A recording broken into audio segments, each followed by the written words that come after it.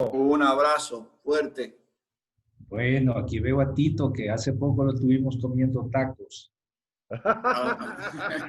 Estamos ahí Espero comiendo que de les, toda comida mexicana, hermano. espero que les haya llevado un buen tequila Sí, para equilibrar con ese ron. sí, sí. El Don Julio. Bueno, mínimo, don Julio. No, lo tuvimos, lo traje. Es un tequila reposado, o sea que es del bueno. Sí. Del Don bueno. Julio reforzado. Reposado de 4 o 5 años. Reposado. Sí. Bueno, saludos hasta el Uruguay. Ahí veo a Raúl. Un abrazo. Un abrazo grande, compañero, amigo, querido. Muy sentidos con la muerte de Tabaré. Sí. Sí, hombre. Sé que Fue tremendo. Oh. Fue una gran manifestación popular a pesar Sí, de la pandemia. La vi en RT, Bueno. que a pesar de que la familia había dicho que no se iba a hacer un velatorio y que la gente se lanzó a la calle con banderas y todo. Impresionante. Se llenaron las calles de banderas y las casas. Fue tremendo, fue conmovedor, realmente conmovedor. Y la familia se sintió muy acompañada. Fue realmente un acto masivo en las una calles. parte que es popular por la calle, no sé si En fue. todo el país, hubo en todo el país manifestaciones populares en las calles. Sí. Era domingo además. Sí, domingo 6, día de las elecciones en Venezuela. Sí. Pero fue muy sorpresivo, ¿no? O sea, se sabía que tenía un problema. Sí, estaba resolver, mal. Pero venía deteriorándose y después había hecho una trombosis en una pierna que fue lo que lo deterioró muy rápido porque fue muy doloroso y con un tratamiento muy complejo. Pero lamentablemente, bueno, un cáncer de pulmón, increíble, porque se pasó toda vida peleando contra el cáncer el cáncer y sobre todo contra el cigarro y el cáncer de pulmón. Y se murió por un cáncer de pulmón. Que es lo que se sabía públicamente, ¿no? Se había dicho hace algunos meses. Que tenía se había informado. Él mismo lo informó públicamente. Sí, recuerdo, sí. Recuerdo. Y después hace poco hizo una última entrevista en un programa de televisión, una entrevista larga, y él ahí él prácticamente dijo que era la última entrevista. El domingo anterior almorzó con toda su familia en el jardín, con todos sus hijos y sus nietos, se despidió de todos ellos y al domingo siguiente a las 3 de la mañana se murió. Estaba ya al final con cuidados paliativos y Tabaré era un hombre tan planificado y organizado que hasta su muerte estoy seguro que la planificó. La organizó. La organizó, sí. Bueno, pues toda nuestra solidaridad. La gente lo ha sentido muchísimo. Fue junto con Pepe, los dos grandes líderes que ha tenido el Frente Amplio después de Sereñi. Así es. Tú sabes que yo lo conocí allá en Uruguay. Sí. ¿Aló? Sí. Nosotros fuimos muy amigos desde muchos años. Desde que mis hijos eran muy chiquitos, nosotros éramos compañeros y amigos con Tabaré, de muchos años. Yo encontré a Tabaré en una reunión que se hizo en Mercosur. Y yo había llegado, o sea, yo había volado desde República Dominicana 11 horas y media y llegué y me quedé en el Hotel Europa. Sí. Y le digo que si está lejos Mercosur, me dijo, está de 3 esquinas, se puede ir caminando. Digo yo, y con esta cámara, si no hay problema, los argentinos no han llegado. De verdad que le tira. Entonces cogí y me fui caminando y cuando yo voy a entrar, veo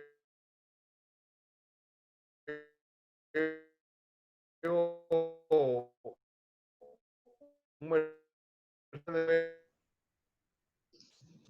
Tito, se está escuchando cortado. Llego a la puerta de entrada, me dice, me dice, oye, deja pasar el presidente. Y yo, ¿cómo va a ser? Y él se rió, porque aquí en República Dominicana el presidente va a pasar, él se desmonta y tú te le pones al lado y te dan un estrellón que cae en la luna. No, acá es más sencillo. Sí, eso vi que es mucho más sencillo allá.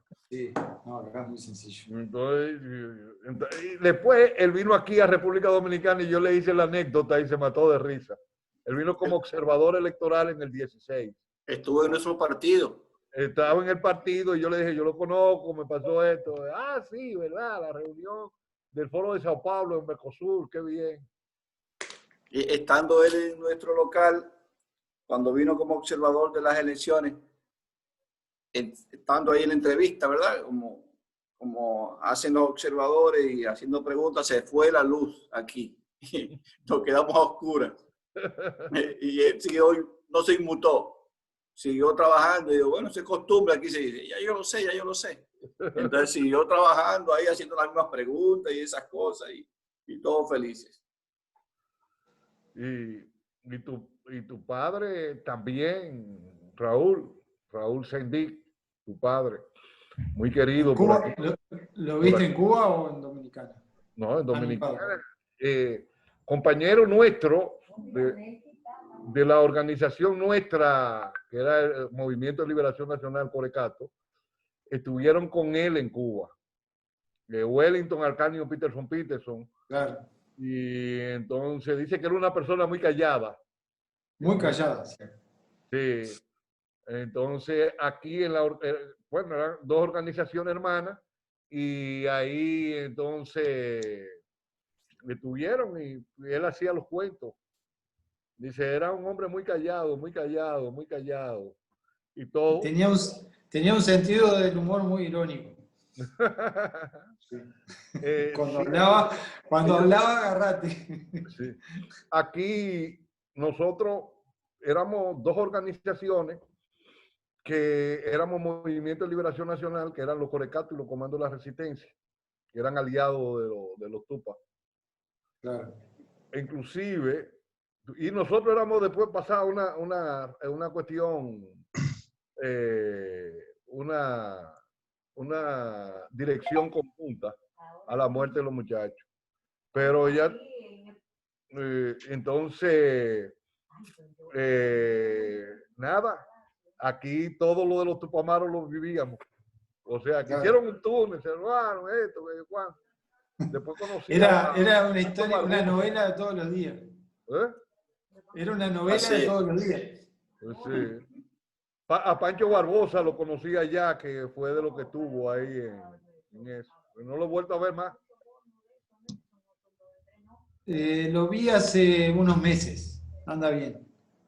A Pancho Barbosa me lo saluda y le da un abrazo y le dice que Tito de República Dominicana se acuerda de él, que tenemos ya años que no nos vemos, muchos Saludos, años. Erickson. Bueno, yo pienso que debemos empezar. Sí, ya debemos empezar y que se vayan integrando. Se vayan integrando. Ya tenemos un buen grupo en línea. Después de esta introducción que hemos hecho, ¿verdad? Refrescando el pasado y el presente. Bueno, saludos formalmente. El programa de hoy es bastante sencillo. Vamos a tener esta noche una intervención, una conferencia que la hemos llamado las crisis económicas vista desde la perspectiva marxista. Vamos a tener como primer expositor al compañero José René Olivo, que todos lo conocemos por Tito Olivo, pero también vamos a tener comentarios después que Tito intervenga de los compañeros Sigfrido Reyes y del compañero Raúl Sendic. También está invitado a comentar la presentación del compañero José René Olivo, Manuel Zelaya, pero parece que no ha entrado.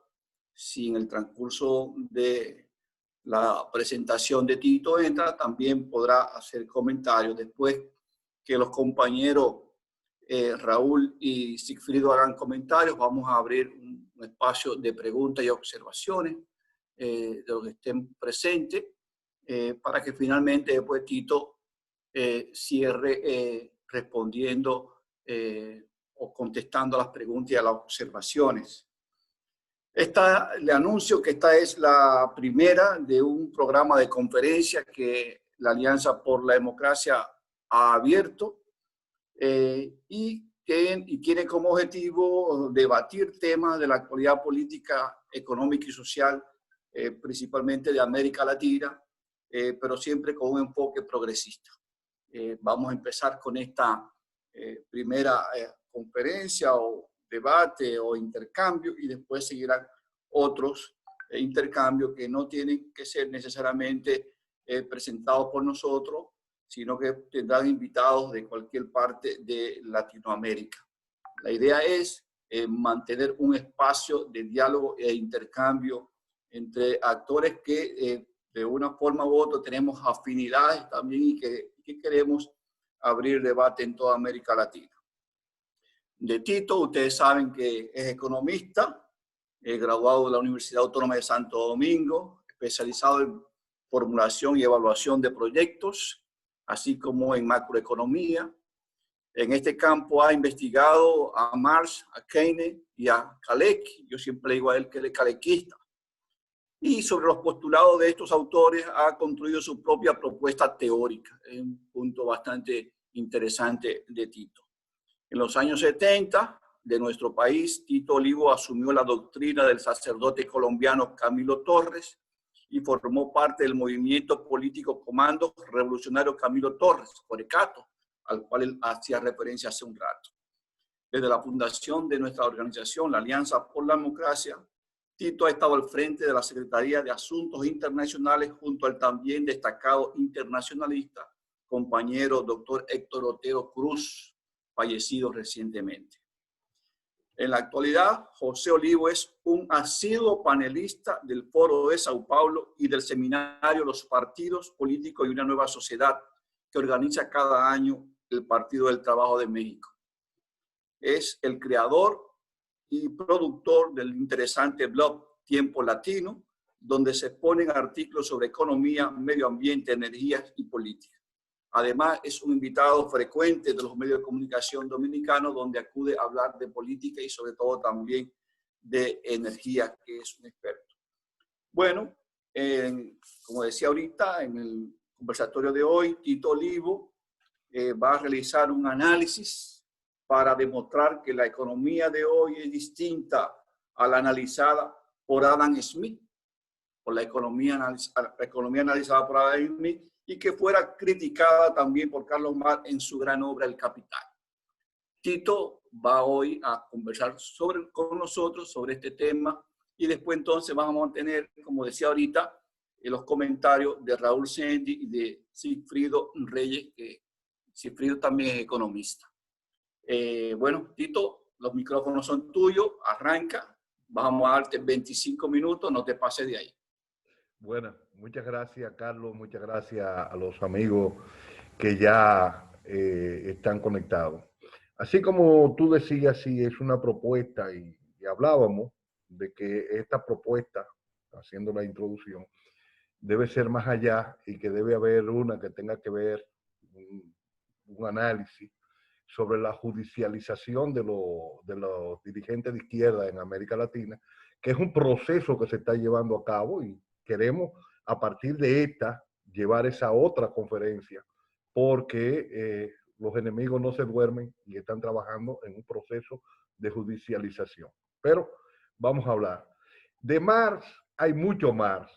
Hay el Marx sociólogo, hay el Marx economista, hay el Marx que analizó la filosofía hegeliana y que muchos dicen que es un filósofo a carta cabal. Entonces hay el de la historia y a partir de esto vamos a hacer un análisis no lineal, ontológico, como muchos llaman, o sea, porque muchos quieren plantear que desde el marxismo cogemos el fin último y queremos llevar la historia en términos lineal sin transformación. Vamos a utilizar el materialismo histórico, y cuando decimos materialismo muchas veces la gente se espanta y echa para atrás y dice los de izquierda son ateos. Y el materialismo es que Marx tomó la filosofía hegeliana para analizar los hechos históricos a través de hechos materiales, no espirituales. E hizo todo un análisis histórico hasta llegar. Entonces aquí yo voy a apropiarme de esa teoría marxiana para tratar de analizar y ver cómo la economía ha ido evolucionando del sector productivo al sector especulativo. Entonces, el análisis marxiano tiene que ver con la economía en el sector productivo y nada que ver en el sector especulativo. Aunque ya se había dado la primera crisis especulativa en el 1635, que se conoce como la crisis de los tulipanes, cuando un diplomático llevó a Europa, a Austria, un bulbo de tulipán y de ahí pasó a Holanda y comenzó eso a cotizarse. Y llegó a cotizarse en miles, 100.000 florines.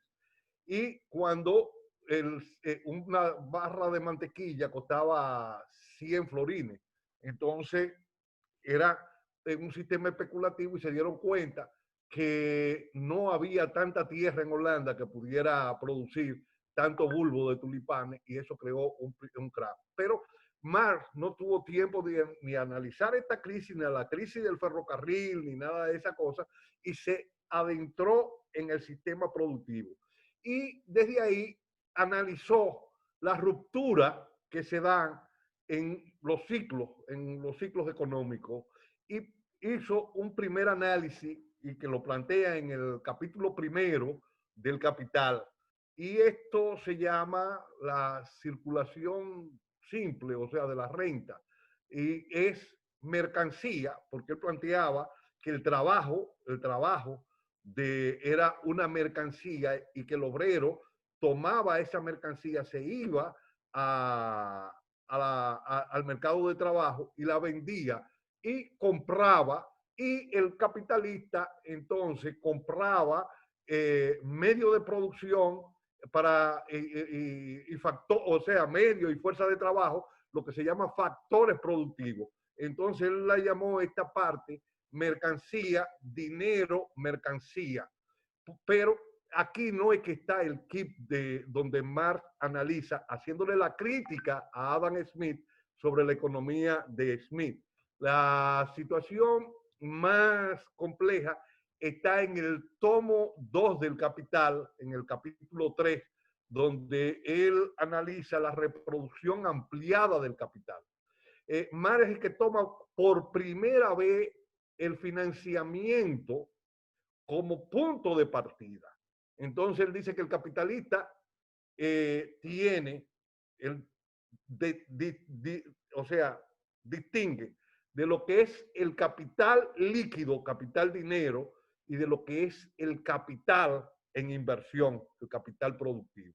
Entonces él divide esas dos ramas y dice que el capitalista tiene dinero que ha acumulado ex ante, o sea, en un tiempo antes, un tiempo anterior, y ese dinero lo tiene para invertirlo, pero que también el capitalista no tiene todo el dinero para invertirlo, entonces se va a la banca y busca el financiamiento, y ahí es donde analiza el financiamiento él, y compra entonces fuerza de trabajo, medio de producción, mercancía, y comienza el proceso de transformación, lo que le da entonces una mercancía incrementada, y esa mercancía incrementada le produce un plusvalor, y ese plusvalor el capitalista, si es mayor, entonces vuelve a introducirlo en el proceso de circulación del capital y se va reproduciendo hasta que generan crisis.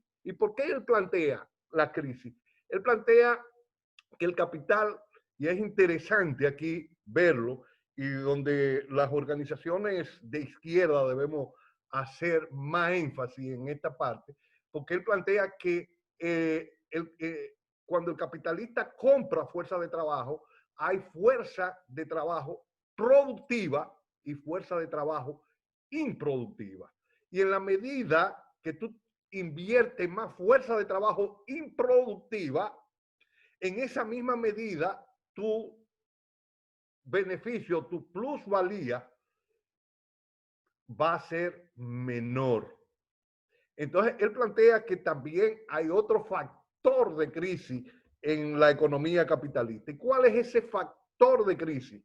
Él plantea que la maquinaria, la compra de maquinaria, cuando tú compras maquinaria, tú tienes en la maquinaria trabajo muerto, porque él plantea que el trabajo vivo es lo que genera plusvalía, mayores niveles de plusvalía. Pero el trabajo muerto, que es el que está en la maquinaria, más en la materia prima que tú adquieres, eso te crea un problema. ¿Y por qué te crea un problema?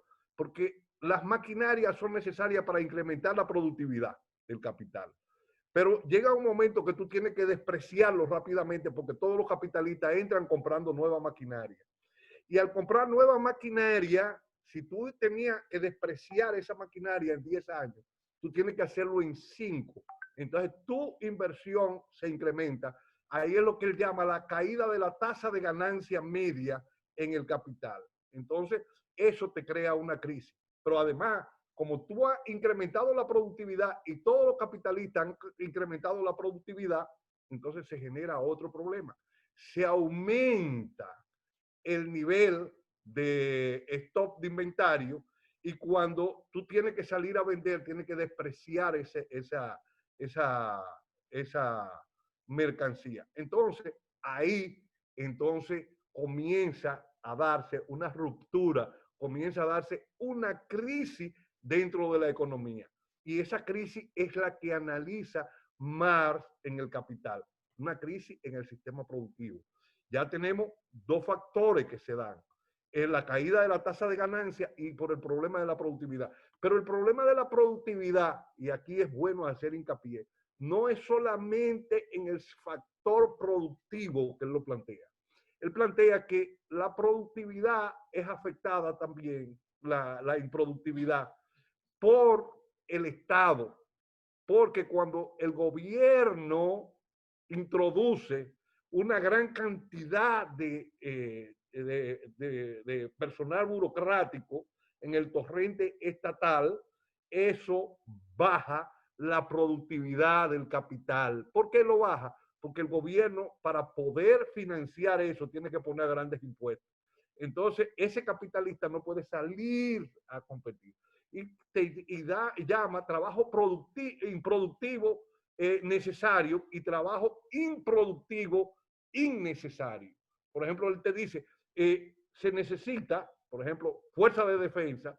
Ese es un trabajo productivo necesario, porque si tú no tienes fuerza de defensa, te pueden invadir, pero si tú comienzas a incrementar y a poner muchachas, que lo decía a sí mismo, que por su figura tú la pones, entonces es un trabajo improductivo, innecesario, que tanto desde el Estado o tanto desde la empresa, entonces eso genera ruptura y genera conflictividad. Él plantea eso de esa parte. Y aquí es importante de analizarlo, porque hay una figura que entra en este proceso y que analiza la crisis a partir de ahí y crea una propuesta para romper la crisis. Después que se da la crisis financiera y que se crea la ley de Glass-Steagall para evitar la especulación de la crisis de 1929, y ese personaje se llama John Maynard Keynes. John Maynard Keynes toma eso y plantea un análisis de resolver el problema de la crisis por el lado, en el sistema productivo, siempre, por el lado de la demanda. Entonces Keynes escribe su obra cumbre, el interés, la inversión, el capital y el empleo. Él escribe su obra cumbre, plantea desde esa óptica que la crisis se da cuando el Producto Bruto Interno cae. O sea, hay una crisis. Es el primero que habla de la producción interna bruta, o sea, que no es más que la producción de bienes y servicios al interior de la economía, porque Marx no habla del Producto Bruto Interno bruto. Inclusive, si hablamos de una persona que es profesor de una universidad estatal, esa persona no entra como productor de bienes de valor, porque Marx crea la categoría valor y dice no, porque está dentro de la esfera, no genera beneficio. Ahora, si ese profesor es en una universidad privada, ese sí genera beneficio, porque está generando valor y él lo diferencia ahí. Muy bien. Entonces, Keynes entra, decía Joan Robinson, una economista marciana que trabajó con Keynes, que Keynes había leído a Marx, aunque él decía que no lo había leído, y que si no lo había leído había perdido demasiado tiempo en llegar a los planteamientos que él llegó. Y ahí él desarrolla lo que se va a llamar la eficacia marginal del capital. ¿Y qué es lo que es la eficacia marginal del capital? Es la rentabilidad esperada con una inversión hoy. O sea, una inversión hoy ¿en qué? En maquinaria, medios de producción, o sea, fuerza de trabajo, comprar materia prima para recuperarla en el año 10 o en el año 8 o en el año 4 o en el año 5, que es en el periodo que tú vas a recuperar esa inversión. Entonces, para eso, para incrementar la inversión privada, él planteaba que para romper ese ciclo que se daba y que Marx había analizado, esos ciclos porque se daban periódicamente, y él decía que eso era como una recomposición del mismo capital. ¿Por qué? Porque en la medida que se daba la crisis, aumentaba lo que Marx utilizaba mucho la categoría militar para el análisis, y decía, se incrementa el ejército industrial de reserva, pero al incrementarse el ejército industrial de reserva, hay más mano de obra. Entonces venía una moderación salarial, porque caían los salarios. Cuando se incrementaba la demanda, subía la mano de obra, el precio del trabajador, porque se estaba llegando a pleno empleo, y entonces el capitalista le bajaba la tasa de ganancia porque se incrementaba la demanda, se incrementaba el dinamismo de la economía. Entonces él analizaba, ¿y qué dice Marx? Bueno, cuando se cae la demanda, entonces el Estado lo que tiene que salir es hacer obras de infraestructura.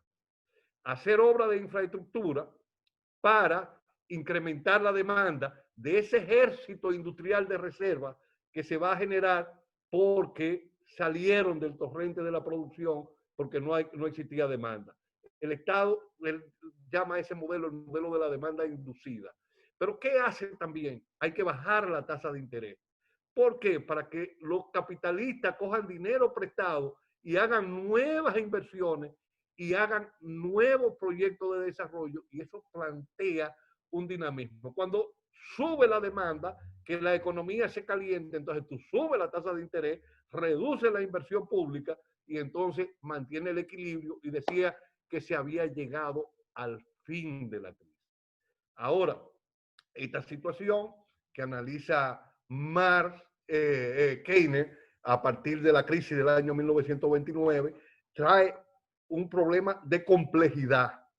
Y es que en la década de los 70 se produce lo que Marx nunca había creído que se podía, Keynes, se produce lo que nunca Keynes pensaba que se podía producir.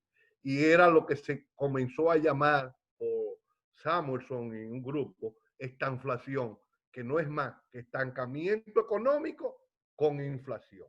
Y se dieron dos factores para que esto se produjera. ¿Y cuáles fueron esos dos factores que se dieron para que se produjera la estanflación?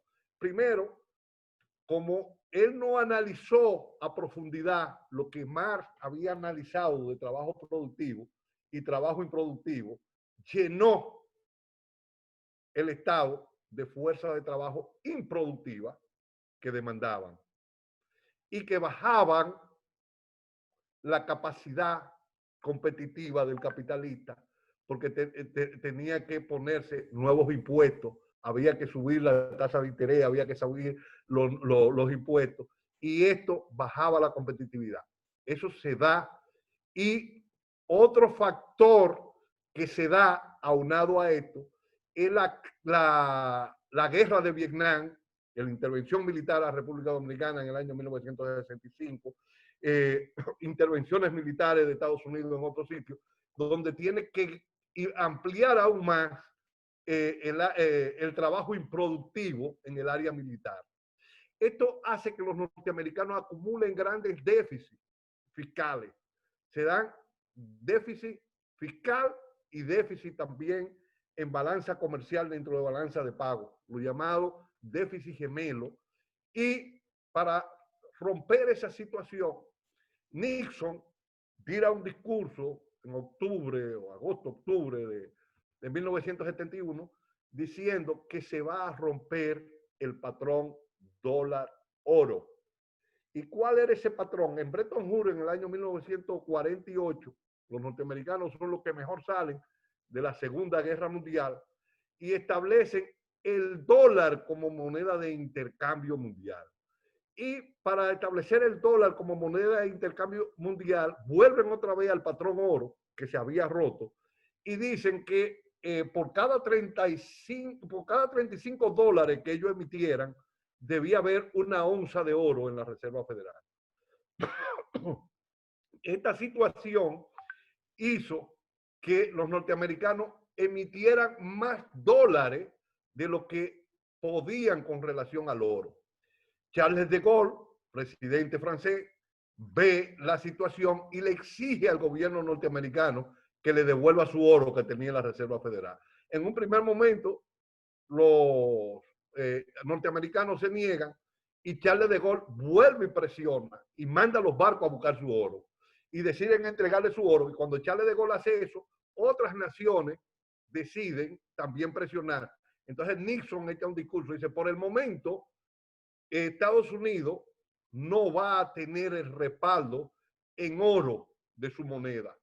Por el momento, momentáneamente, hasta que llegue ese equilibrio, la moneda norteamericana se respaldará en la producción interna de bienes y servicios del gobierno de la nación, como así sus fuerzas armadas que la van a respaldar.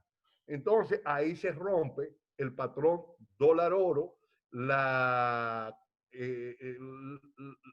término también de estas naciones de por aquí, por ejemplo, era el peso oro en República Dominicana, tenía también la paridad con el dólar y estaba basado en oro. Entonces se rompe toda esa paridad y se da otro efecto para que explote la inflación. ¿Y cuál fue ese otro efecto?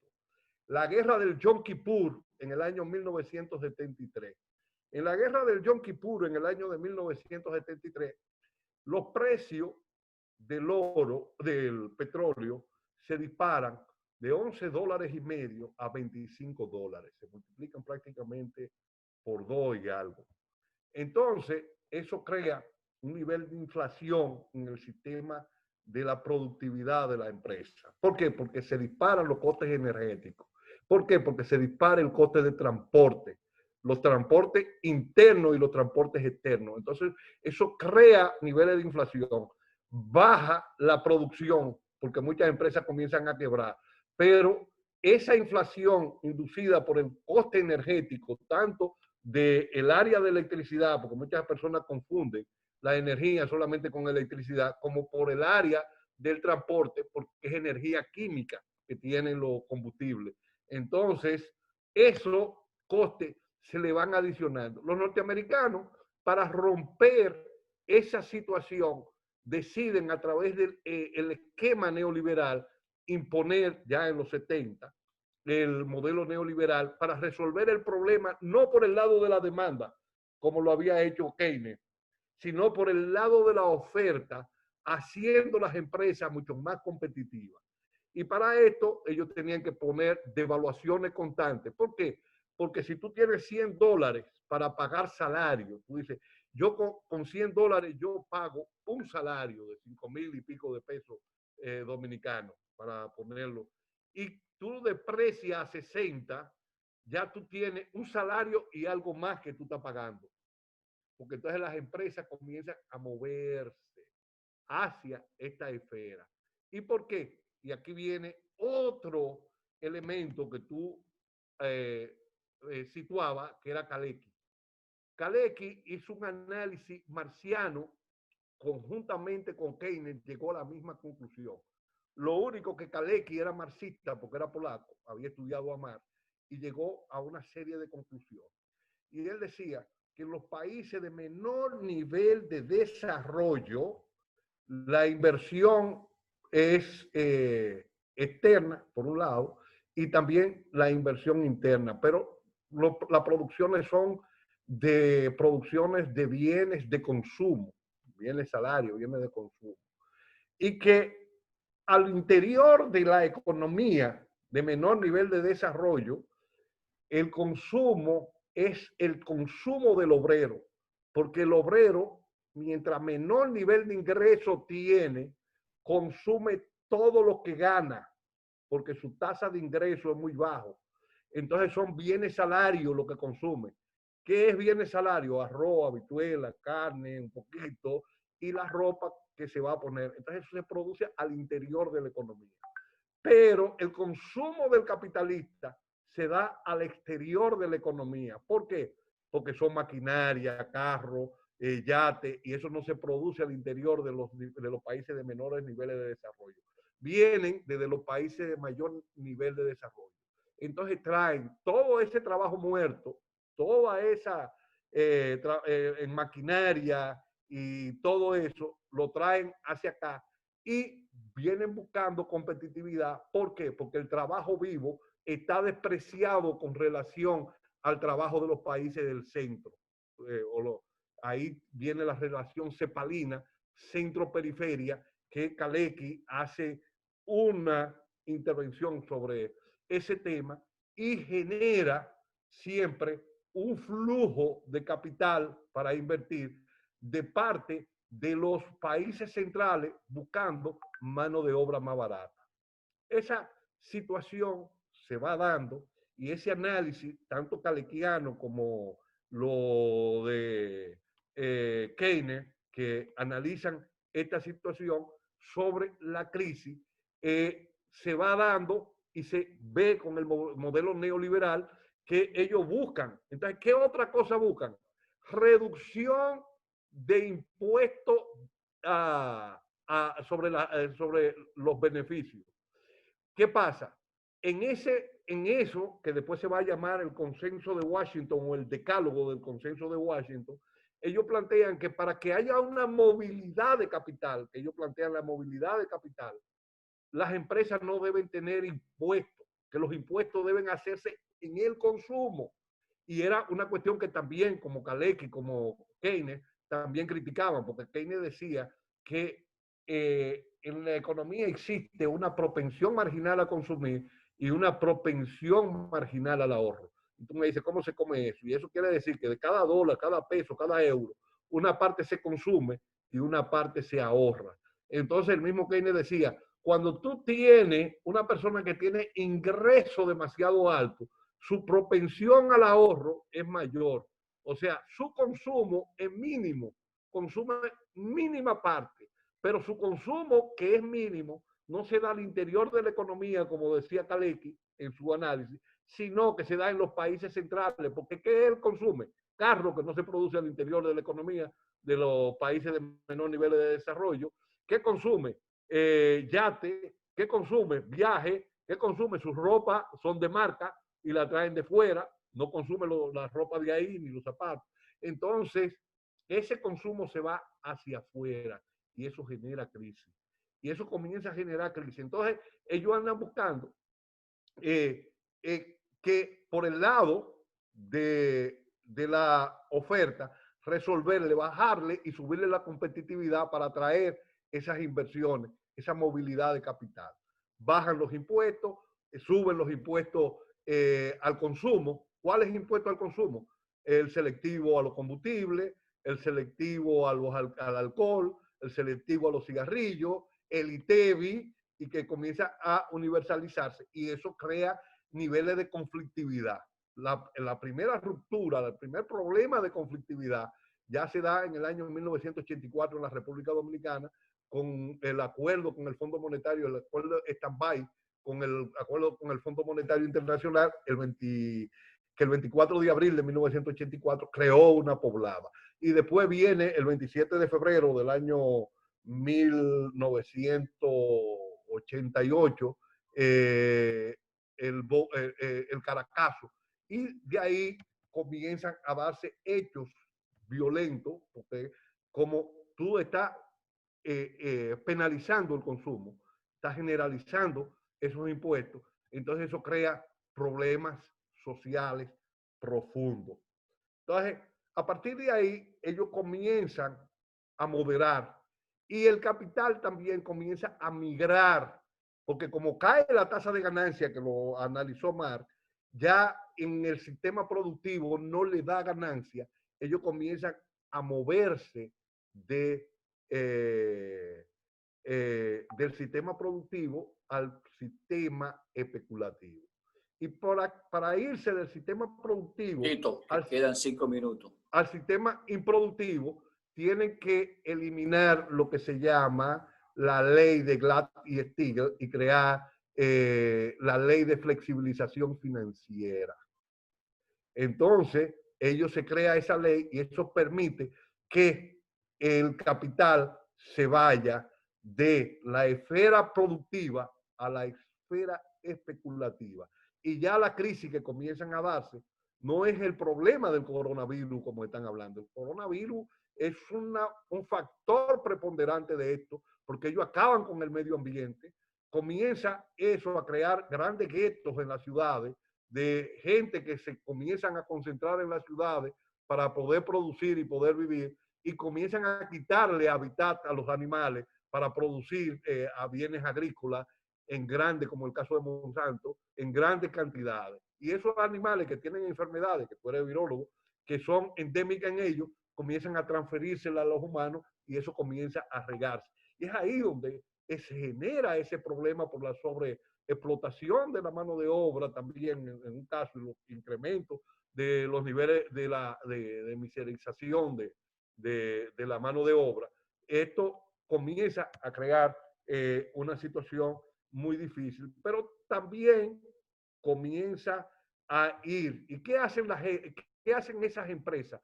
Esas empresas comienzan a comprar acciones de empresas de ellos vinculados a los grandes bancos de inversiones, porque la ley de Glass-Steagall impedía que los bancos de primer piso, que son los bancos que conocemos normalmente, pudieran ser adquiridos por los bancos de segundo piso, que son los bancos de inversión, pero aquí los bancos de segundo piso comienzan a adquirir esa empresa y comienzan a crear, y ahí se crean lo que se llaman los fondos subprime.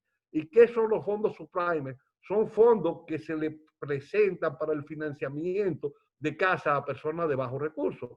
En su concepción, tú dirías, está bien hecho. Pero ¿qué hacen los bancos? Ellos comienzan y van, Carlos Alejandro, como el que puse allá en México. Carlos Alejandro, tu casa vale $100,000. Toma esos $100,000. Eso se llevaba a Freddie Mac y a Finance, que eran las empresas del Estado que avalaba ese financiamiento. Y si se perdía, si había problemas, esas empresas le entregaban el dinero al capitalista. O sea, que el capitalista tenía su rentabilidad asegurada. Pero además hacían lo que se llama derivado, los bancos de segundo piso. Cogían ese crédito malo tuyo y lo ponían con otro y lo iban vendiendo. Y eso crea una situación y crea lo que se llama la crisis de los fondos subprime. ¿Y por qué crea la crisis de los fondos subprime? Bueno, porque esa persona que le decía a Carlos Alejandro, dame los $100,000, que yo te lo voy a conseguir, tu casa, un financiamiento al 2% anual, y tu casa dentro de 20 años, ya tú tenías tu casa, va a valer 150, yo te voy a dar los 100,000, yo me voy a ir a la bolsa de valores a comprar a futuro. ¿Y qué estaban comprando? Petróleo. Y aquí se da la tercera crisis del petróleo, que es donde 2 minutos, Tito. Sube a $147. Y eso crea una situación de crisis en la economía. Eso, para romper esa crisis, se lleva a otro nivel, y es la flexibilización cuantitativa del dinero. Y la flexibilización cuantitativa no es más que la Reserva Federal y el Banco Central Europeo le prestan a los bancos a tasa cero. Eso significa que tú tienes una tasa negativa en términos reales. ¿Y qué hacen los bancos? Se van a comprar acciones a las empresas que están vinculadas a ellos. Y es por eso que tú ves que aunque la economía decrece en un 8%, la bolsa de valores va creciendo, inflándose, y va creciendo a tasas agigantadas, porque ese dinero no va, como planteaba Keynes, a la esfera productiva. No hay una circulación del dinero.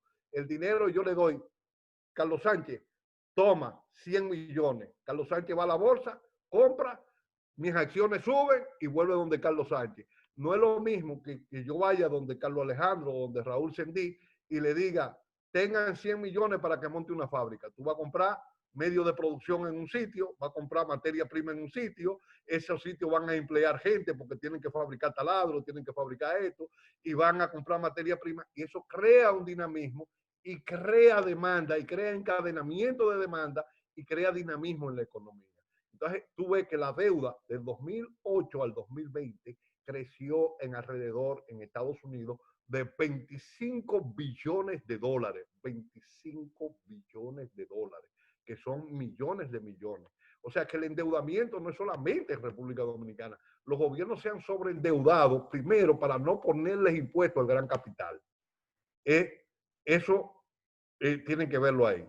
Y segundo, para poder hacerle frente ahora, aún más, a una situación de pandemia que ha sido generada por un proceso productivo que no es el adecuado que debiéramos tener.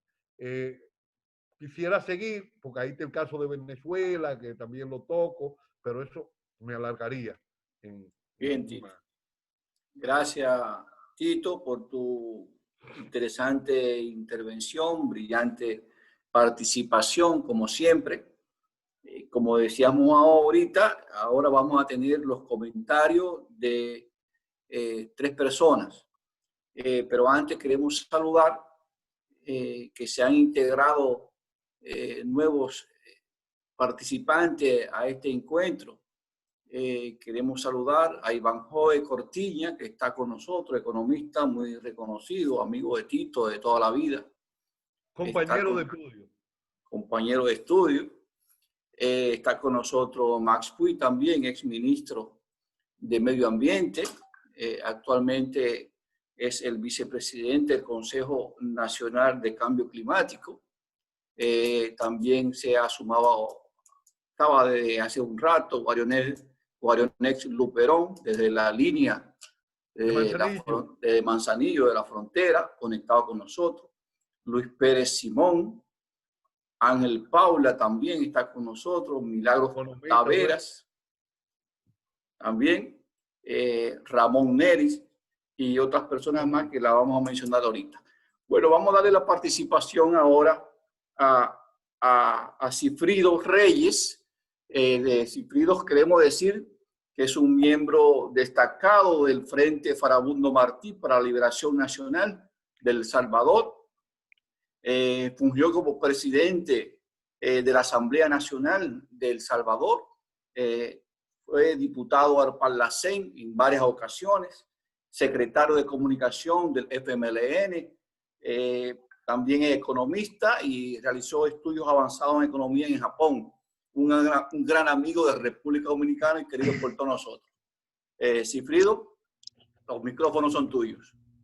Gracias, Carlos. Me siento realmente muy honrado de participar en este panel junto a antiguos amigos.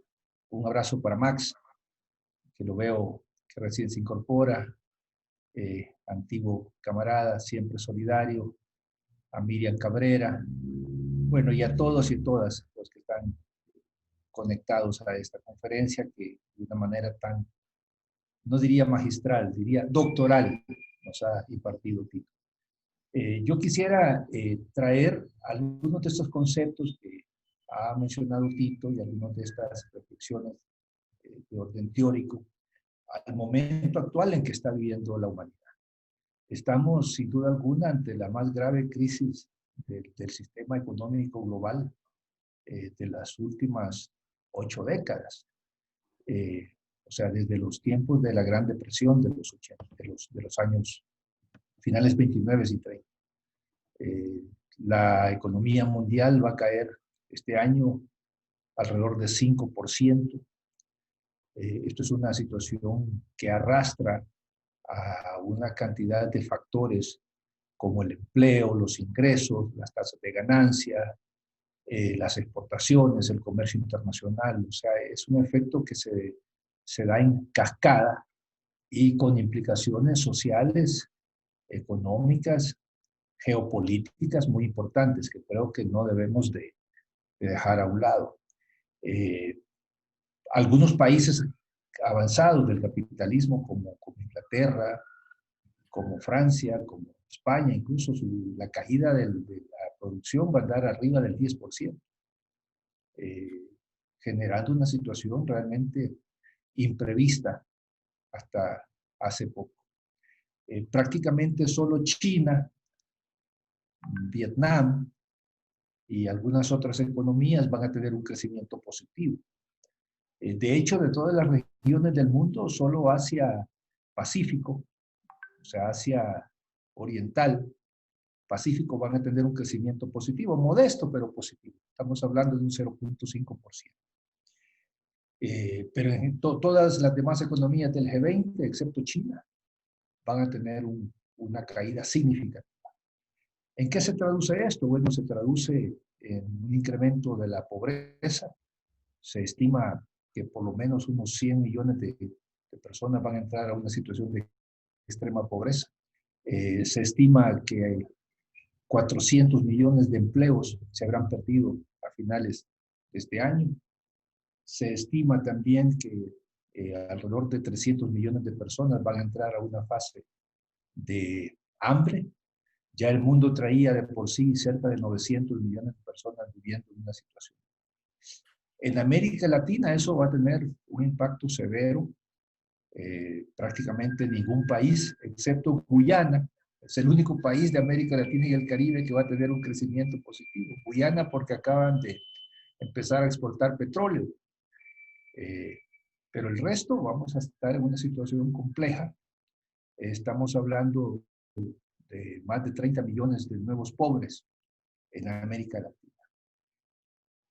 Ahora, desde un punto de vista estrictamente del análisis marxista que nos planteaba Tito, lo que estamos presenciando en esta crisis global no es exactamente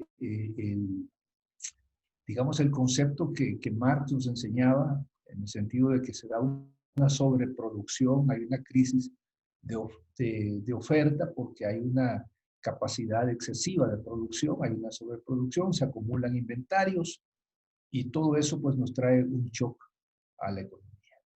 Hoy estamos ante un shock de la demanda, o sea, la crisis viene por el lado de la demanda.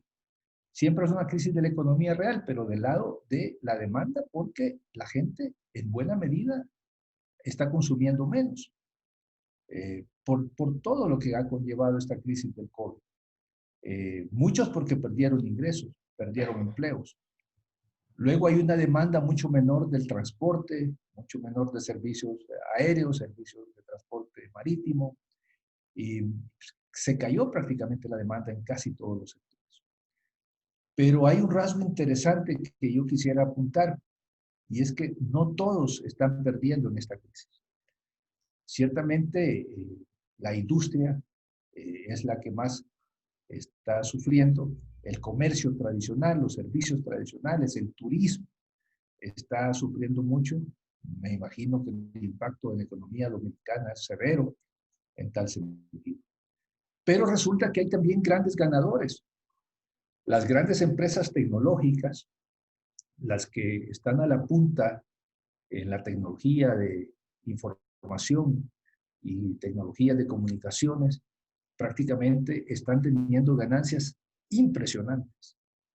Empresas como Amazon, como Google, como Facebook, como Apple, Alibaba, que es una gran empresa de comercio electrónico, China, están teniendo ingresos y ganancias, algunos arriba del 67% respecto al año anterior, que es el caso de Amazon.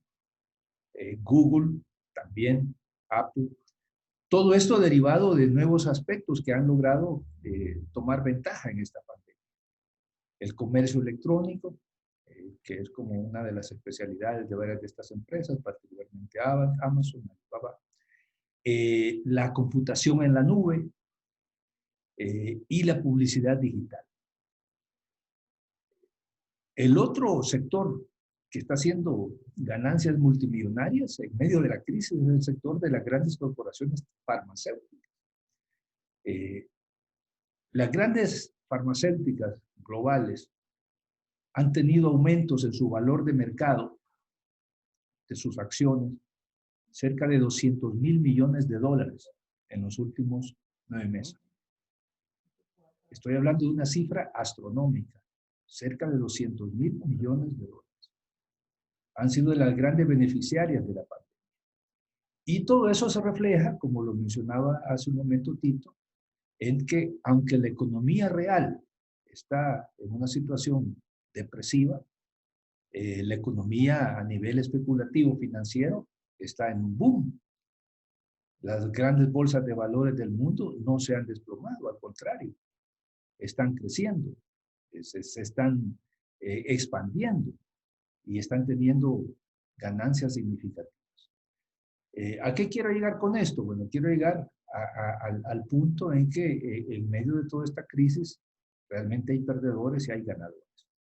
Así como también hay países ganadores y países perdedores. Y que deberíamos de buscar, imaginarnos escenarios de cómo estará el mundo mañana y pasado mañana.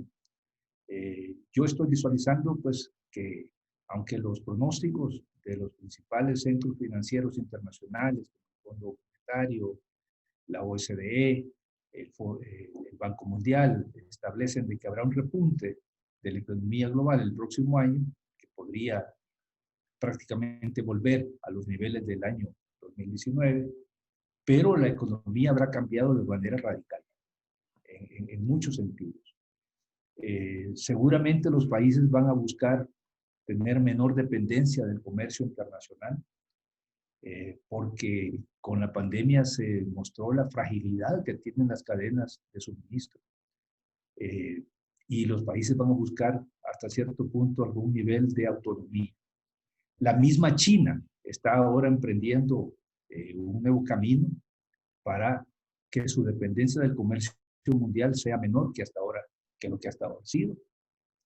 Le van a apostar mucho más a su mercado interno. Tienen un plan ambicioso para generar tecnologías propias de aquí al año 2025. Y además, todo indica que estarán fortaleciendo el bloque regional asiático. Casi no ha tenido mayor atención en el mundo, pero hace menos de 30 días se firmó el mayor acuerdo comercial que la humanidad ha visto. Se trata de la Asociación para la Cooperación Económica Integral. Esto incorpora a los 10 países de la ASEAN. Estamos hablando de Vietnam, Filipinas, Malasia, Tailandia, Indonesia, más China, más Japón, más Corea del Sur, más Australia y más Nueva Zelanda. Estamos hablando de un bloque que tiene el 30% de la producción mundial y más o menos el 30%, un poco más de la población mundial.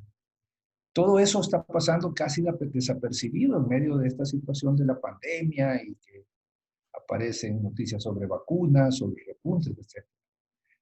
Y esto, pues, sin duda está llamado a jugar un papel muy significativo en los próximos años. Estados Unidos con Trump abandonó un esquema comercial que lo trabajó la administración Obama, que era el llamado Trans-Pacific Partnership, o sea, que el Tratado Transpacífico. Trump llegó y se salió de ese tratado, pero China no se durmió y siguió trabajando con sus socios regionales y pues nos han dado esa novedad hace apenas menos de 4 semanas y ya se anuncia ese nuevo bloque. También creo que va a ser muy importante en el panorama inmediato que estamos presenciando un desarrollo impresionante a nivel de fuerzas productivas, particularmente con el uso de la inteligencia artificial, con el uso e incorporación a la producción de tecnologías informáticas que están realmente acelerando el desarrollo económico en varios sectores clave, particularmente en la industria y los servicios. Pero es importante destacar que de todo digamos, esa nueva riqueza que se está creando, lo que estamos viendo es que al mismo tiempo se están incrementando los niveles de desigualdad. Las estadísticas nos indican que en los países más avanzados y particularmente en la economía norteamericana, la proporción de la riqueza que se va al capital hoy es mucho mayor que hace 25, que hace 30 años. Y que la proporción de la riqueza que se va al trabajo cada vez es menor, lo cual pues conspira contra la estabilidad social y política de largo plazo. En definitiva, yo creo que estamos ante retos sumamente novedosos y que las fuerzas progresistas, las fuerzas de izquierda a nivel latinoamericano y global, tenemos que analizar rápidamente estos nuevos escenarios y buscar cómo podemos, de una manera u otra, tomar alguna ventaja para que el mundo no nos deje rezagados. Pienso yo que hoy más que nunca es muy importante fortalecer los esquemas de integración económica y política latinoamericana y caribeña. Creo que tenemos condiciones para integrar más nuestros aparatos productivos, para generar condiciones para una mayor movilidad del recurso humano, del factor trabajo. Creo también que es importante atacar la creciente desigualdad, porque varios de nuestros países, su problema principal no ha estado en materia de crecimiento económico, sino más bien en la órbita de la distribución de la riqueza. Si no, ahí vemos el caso chileno, que se nos presentaba como el gran éxito en materia de crecimiento, pero al mismo tiempo es un fracaso a la hora de la distribución de la riqueza. Tenemos que hacer más esfuerzos en materia de ciencia y tecnología. El mundo se está moviendo a unas velocidades impresionantes. Y América Latina y el Caribe nos estamos quedando muy rezagados. Muy pocas patentes, muy pocos inventos, muy poca innovación. Y la ventaja para el futuro, como lo estamos viendo de los países emergentes, es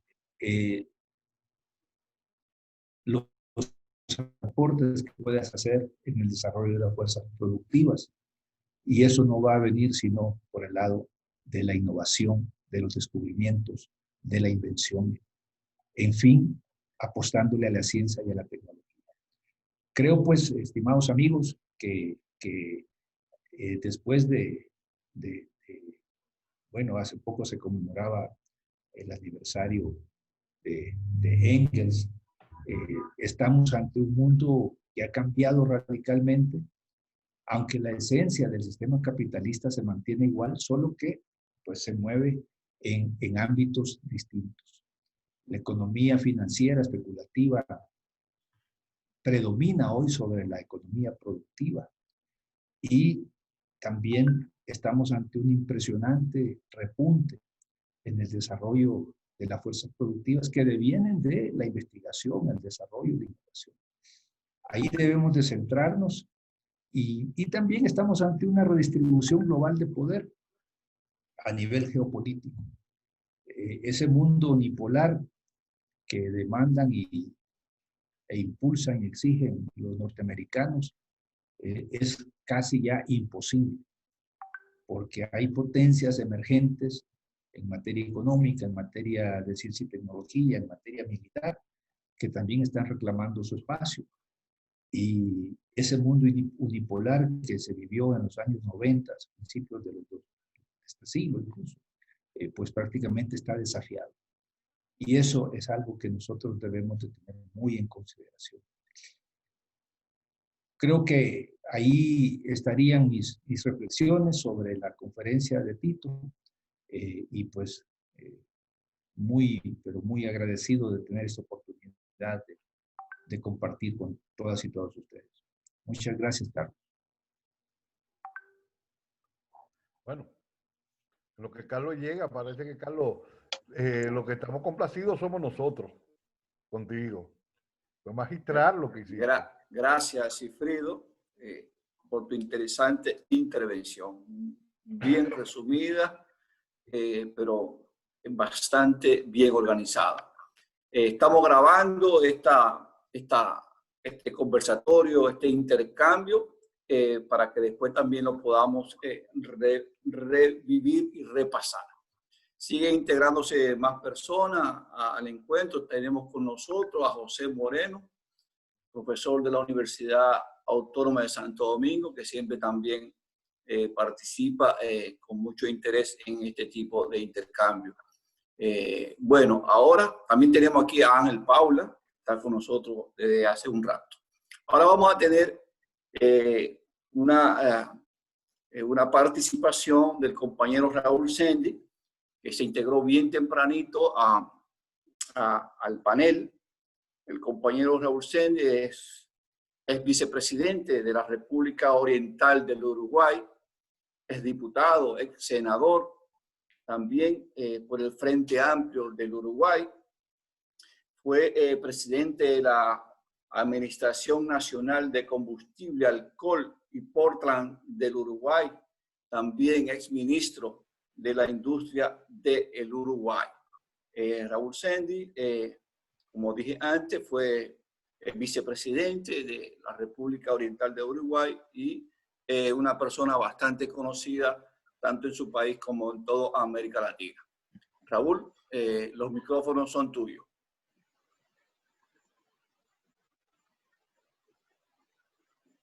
Hola, Raúl. Está muteado. Ahí, ¿me escuchan ahora? Ahora sí. Bueno, un abrazo muy grande para todos. Muchas gracias por la invitación a participar de este encuentro, de esta reunión y de este intercambio. Me siento orgulloso de compartir este...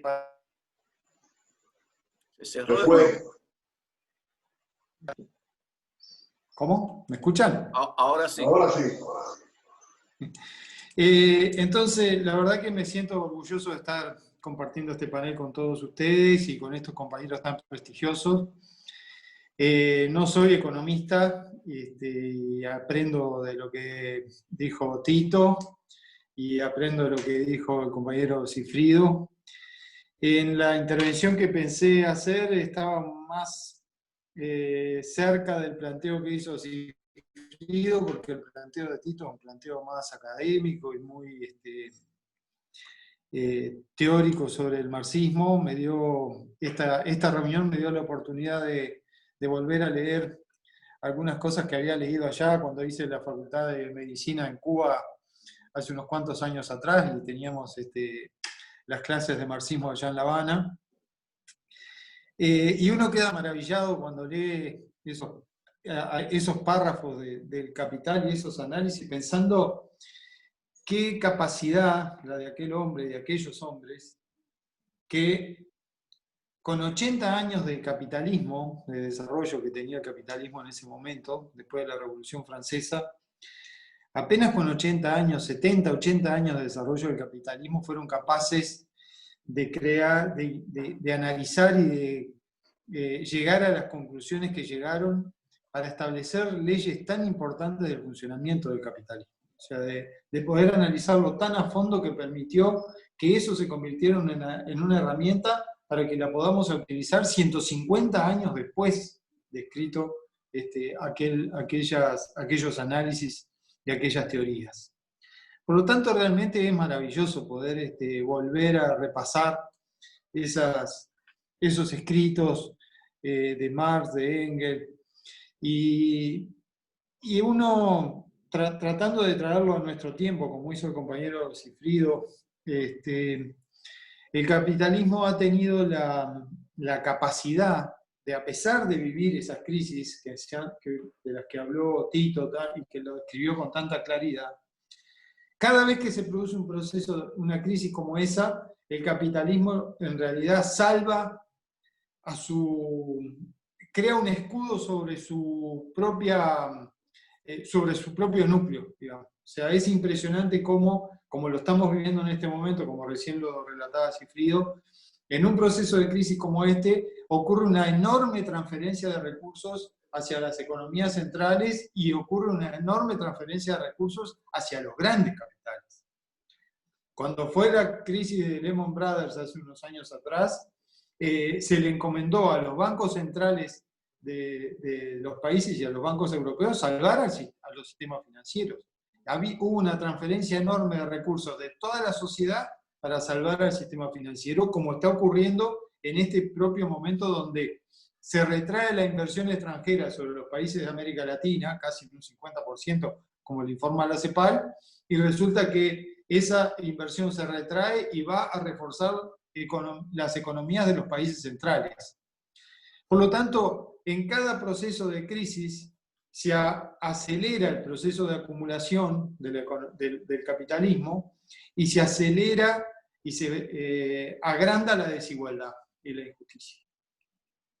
Cada crisis trae un proceso de mayor acumulación, en este caso con la aparición que Marx en aquel momento no las podía prever, este cambio tan importante de la estructura económica, donde la economía hoy está, una buena parte de los actores de la economía son los especuladores, la economía digital y la economía prácticamente intangible, la economía del conocimiento, la economía de los grandes servidores globales, como recién relataba el compañero Cifrido, que hacía mención a algunas de esas grandes empresas que son las que en este momento de crisis han acumulado riquezas fastuosas, digamos. Es impresionante el proceso de acumulación que se está dando en pleno proceso de pandemia y de crisis global. Sin embargo, esas empresas y esos grandes capitales se hacen cada vez más fuertes y aumenta cada vez más la desigualdad.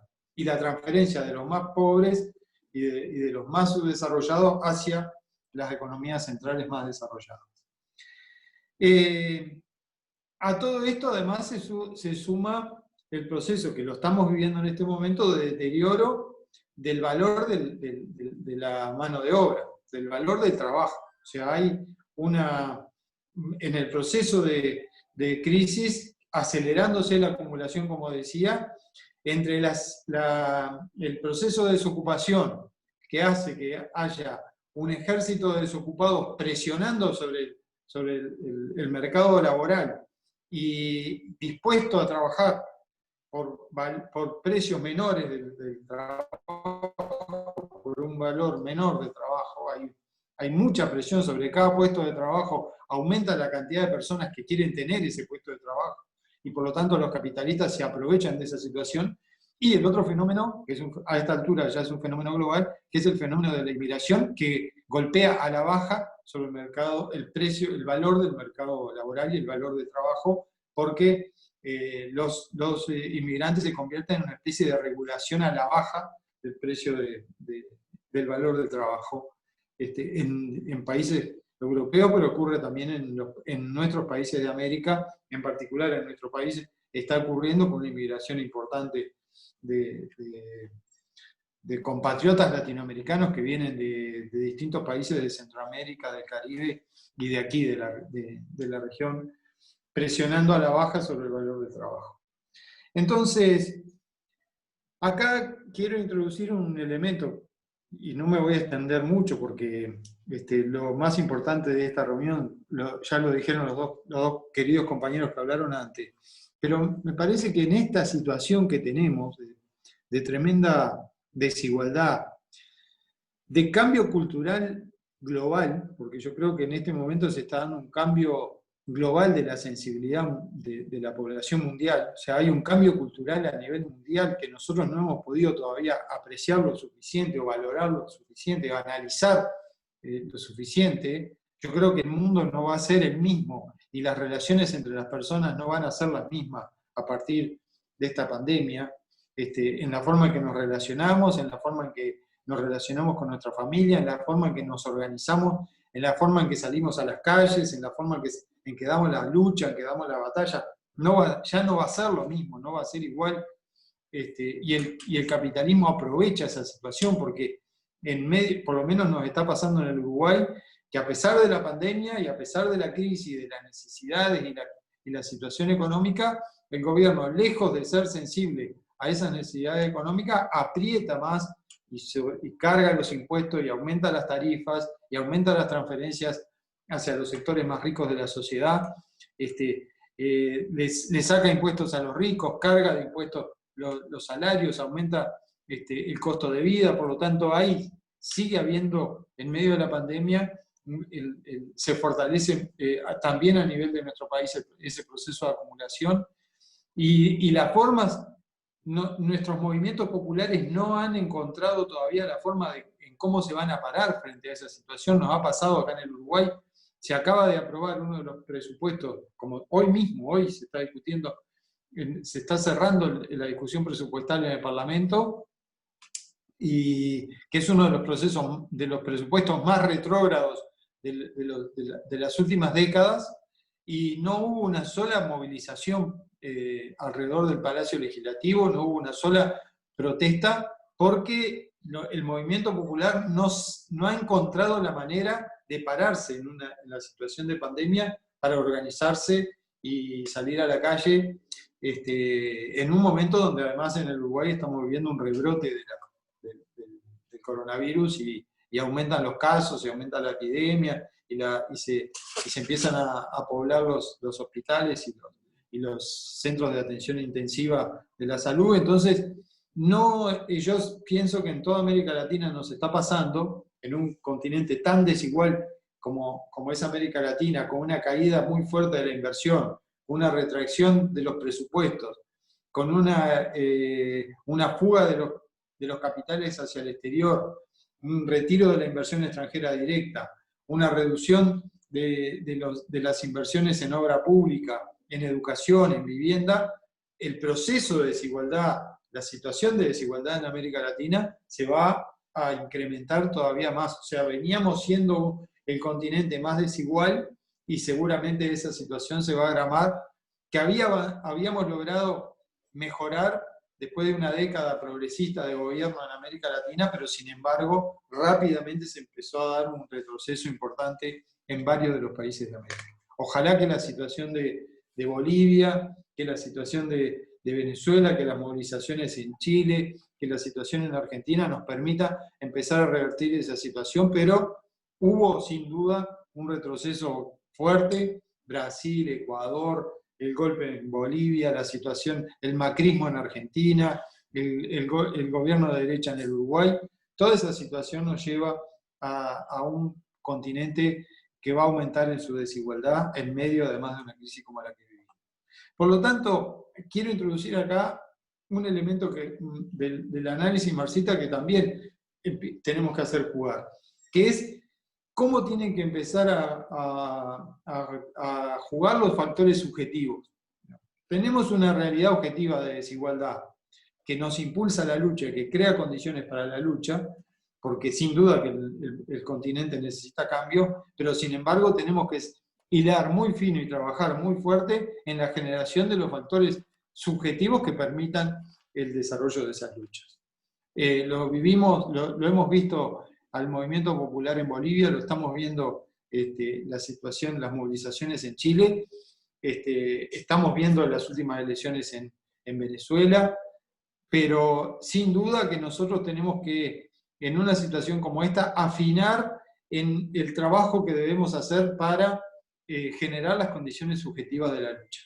Y yo estoy convencido que hubo un retroceso en ese aspecto en los últimos tiempos y que la propia situación de pandemia no nos está permitiendo pararnos con claridad frente a la situación, y la derecha en el continente y el sistema mismo ha tomado una fuerte iniciativa a nivel de nuestro país, y nosotros necesitamos retomar la iniciativa popular para dar el enfrentamiento y defender una nueva sensibilidad que tiene que surgir a partir de esto, en cómo nos paramos frente a una situación como la que vivimos, por un cambio cultural tan fuerte que está sufriendo toda la humanidad, cómo nos paramos para organizarnos, para salir a la calle, para reivindicar nuestros derechos y defenderlos frente a la crisis tan severa y tan grave de incremento de la acumulación capitalista que estamos viviendo.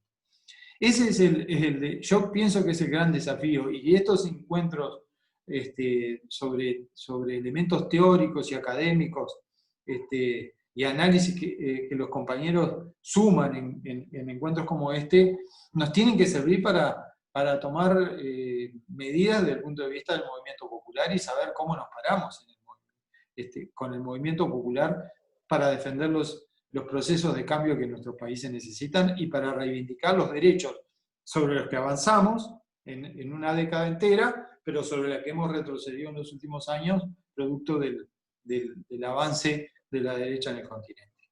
Así que, compañeros, yo les felicito por esta reunión y por esta iniciativa.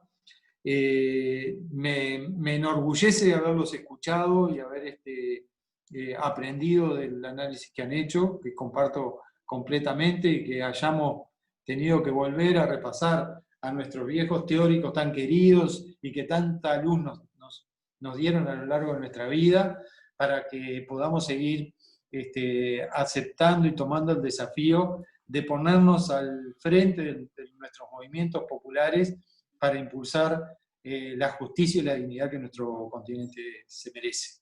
Y esa es nuestra gran tarea, y creo que para eso es que nos sirve el enriquecimiento que podemos tener en una reunión como esta. Muchas gracias. Muchas gracias, Raúl. Excelente intervención también la tuya. También haces señalamientos importantes, ¿verdad?, que deben ser tomados en cuenta en los nuevos encuentros y debates que vamos a tener, agregando cuestiones importantes como esas que mencionas sobre cómo retomar la ofensiva desde el movimiento popular y cómo reorganizarnos para poder retomar, digamos, el camino y la posibilidad de cambiar la correlación de fuerza en nuestro continente. Bueno, ahora vamos a pasar a un breve espacio. Ya tenemos 1 hora y media. Vamos a pasar a un breve espacio de intercambio, preguntas, observaciones de los que estamos participando aquí. Vamos a darle la palabra por lo menos a 5 personas que quisieran tomar participación, para después cerrar nuevamente con el compañero Tito Olivo lo que ha sido este evento. Quisiera que las personas que quieran tomar turnos ahora levanten la mano y que el compañero José René, que está en los controles se ha sumado el compañero José Mercelaya. Se ha sumado Mercelaya, que también estaba previsto que él hiciera comentario a la presentación que hizo el compañero Tito Olivo. Saludamos a Mel, que está con nosotros. Digamos, doy un poco para atrás ahora, antes de entrar de nuevo a la parte de comentarios y temas abiertos. Quisiera ver si el compañero Zelaya quiere hacer su intervención, algún comentario a lo dicho, si lo escuchó. No sabemos que él podrá manejar bien su intervención. Hay un ruido ahí. Sí, seguro es por la zona en que estoy aquí. Ah, bien. Yo estoy en la calle porque hoy estoy en tránsito por la Ciudad de México, vengo de regreso de Venezuela. Ustedes saben que por el hecho de la pandemia, conseguir reservaciones, cupos, es sumamente complicado porque hay una restricción de vuelos. Sí. Es bien complicado y además Venezuela es un país bloqueado por el imperio, bloqueado totalmente, pues entonces llegar a Venezuela es un periplo sumamente complicado y lo mismo que salir. Las elecciones fueron transparentes, fueron pacíficas y me gustó la honestidad de Nicolás Maduro de decir exactamente lo que sacaron, el 31% de la votación. En estas condiciones, más de 5 millones de personas llegaron a las urnas y eso habla bien de un pueblo pacífico, de un pueblo que quiere realmente una solución democrática para los problemas que enfrenta por el bloqueo de los Estados Unidos. Así que yo estoy saludando ahí a Tito Lío y a todos los presentes. Quería darles un saludo porque, mire, le voy a hacer una imagen aquí. Aquí estoy enfrente. Este es Bellas Artes. Este es Bellas Artes en la Ciudad de México.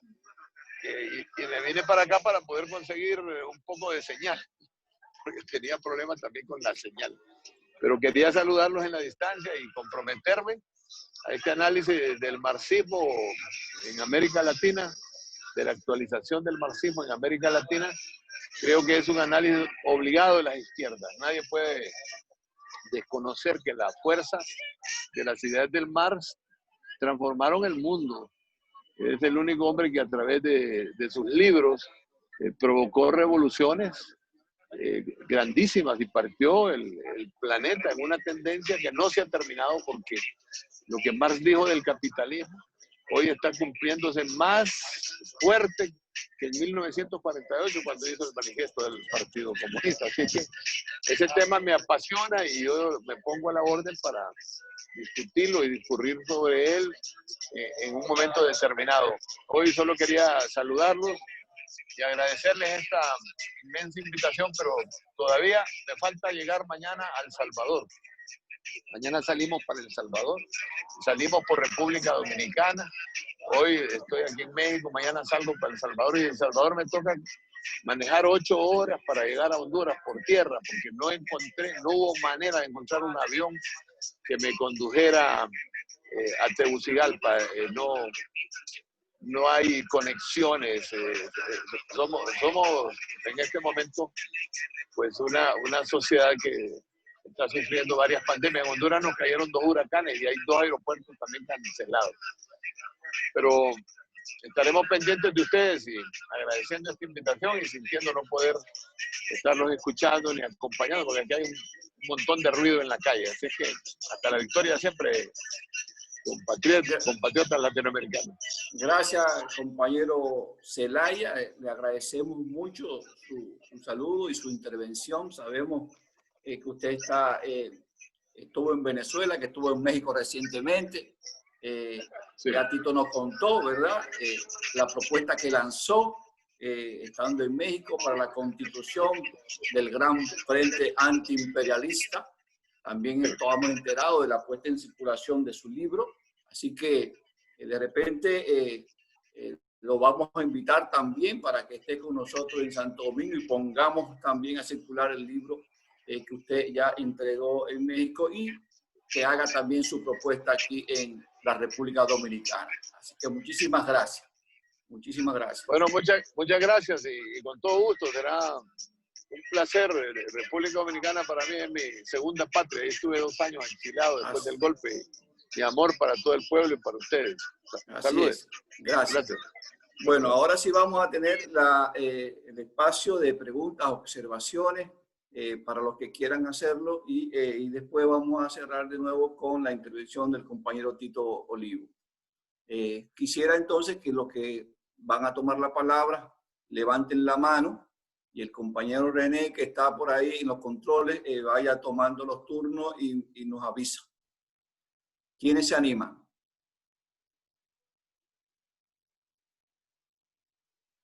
¿Quiénes se animan? ¿Hay alguien que quiera tomar alguna intervención?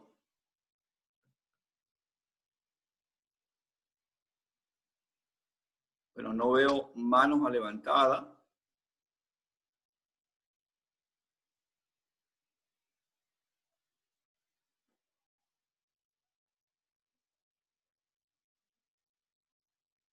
Bueno, nadie. A Max Cui levanta la mano. Compañero Max, tiene la palabra. Puede iniciar. Por favor, enciéndanle el micrófono bueno, a Max. Sí, me acabo de encender. No, yo quería saludar la iniciativa, el esfuerzo que ha hecho el compañero Tito Olivo, que nos ha, bueno, ha sentado cátedra por Zoom, ha utilizado este mecanismo para llegar a todos nosotros. Y agradecer de manera muy particular también la intervención, el comentario de Sigfrido Reyes. Realmente en estos tiempos en que se nos hace difícil encontrarnos, podernos ver a través de esta vía. Y también en el caso de Sigfrido, expresarle siempre nuestra solidaridad.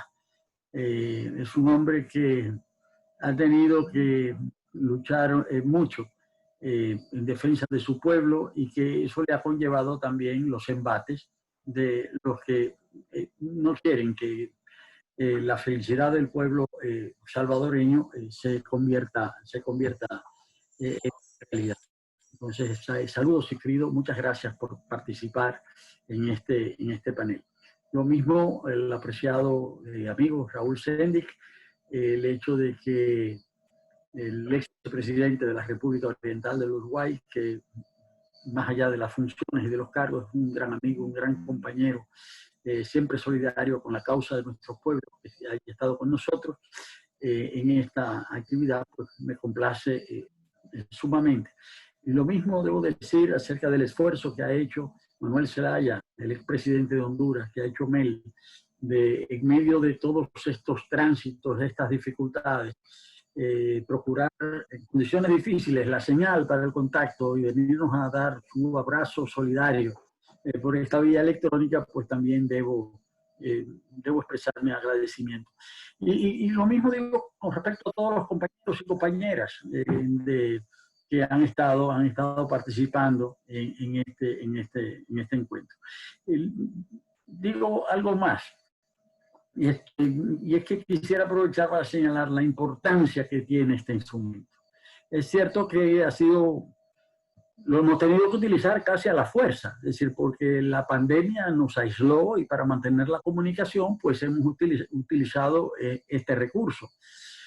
Pero esto también nos indica todo lo que podemos hacer. Y pareciera que algunos podrán pensar, ¿y para qué insistir tanto en los elementos teóricos como ha hecho el compañero Tito Olivo? Bueno, pues por una razón muy valedera, la que señalaba Raúl, cuando decía que en medio de situaciones totalmente novedosas, debemos recurrir a todas aquellas enseñanzas, a todos aquellos recursos que nos ayuden a pensar, que nos ayuden a analizar, que nos permitan aprender, que nos permitan apoderarnos de la realidad para cumplir con nuestro cometido de transformarla. De manera que felicitaciones, Tito, no me extiendo. Ya hemos tenido un buen rato en este intercambio. Quisiéramos escuchar tus palabras de cierre. Y vuelvo y reitero las gracias a todos los participantes. Bueno, Tito, los micrófonos son tuyos. 2 minutos. Bueno, ya. Bueno, no. La gracia a todos, al presidente Zelaya, a Raúl Sendí, a Sigfrido, a Ivanjo, a Paula, a todos los compañeros que estaban ahí. Imagínate, si yo me pongo a nombrar uno por uno, y ya para cosas, a Max, quien fue que nos enseñó a nosotros desde el espacio del Movimiento de Liberación Nacional, los comités revolucionarios Camilo Torres, en la década de los 70, a analizar la mar. Me acuerdo que él trajo los Gundrisi, y a partir de ahí hay un capítulo que tiene que ver con lo que es la maquinaria. Y es asombroso, como decía Raúl y como decía también Cifrido, es asombroso que Marx, allá en el siglo XIX, hablara sobre el desarrollo tecnológico hoy que está expuesto en los Gundrisi, en el área de la tecnología, en el área de la maquinaria.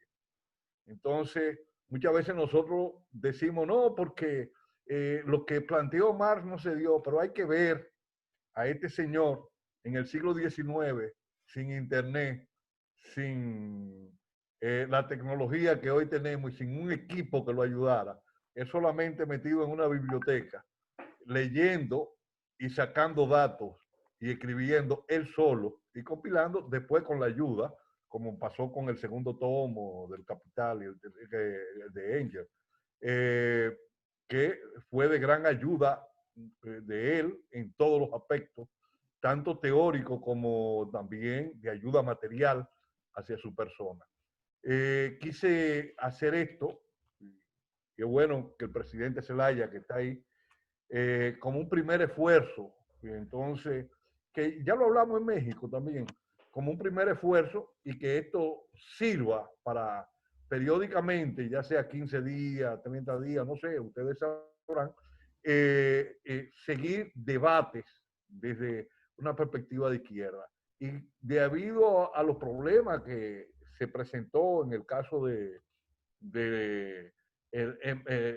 Bolivia, y los problemas que se presentaron con Cifrido, con Patiño, que está ahí, la persecución de los compañeros en sus espacios, sería bueno que la próxima conferencia, y que el mismo Mel Zelaya lo sufrió en este momento cuando iba al seminario de los partidos de una nueva sociedad, cuando le pusieron en un bolso $18,000, como que Mel Zelaya anda con dinero así, pues, siendo una figura pública, que fácilmente él puede utilizar una tarjeta y no necesita grande suma de dinero para transportar, y que quedó evidenciado en los videos y toda la cosa, es la persecución y la judicialización de los diferentes compañeros para que no puedan ser candidatos a nada.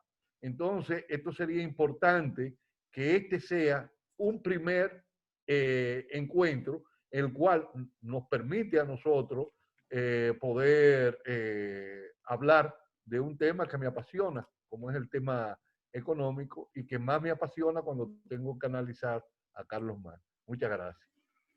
Bueno, Tito, muchísimas gracias. Con tus palabras cerramos este encuentro. Gracias a todos, a Raúl por estar con nosotros, a Buenas Cifrido, noches. a Mel, a Argelis, muchas gracias y buenas noches, Argelis Reyes, que está con nosotros. Entré un poquito tarde porque estaba en el programa, estaba viendo una noticia para Telemicro, entonces acabé casi ahora, entonces excúsenme que llegué tarde a la reunión. Muy bien. Pero yo sé que fue muy importante. Saludos a todos. En la próxima estaremos todos juntos y tempranos todos. Muchísimas gracias, Max. Abrazos. Buenas noches, buenas a todos. Abrazos gracias. A todos.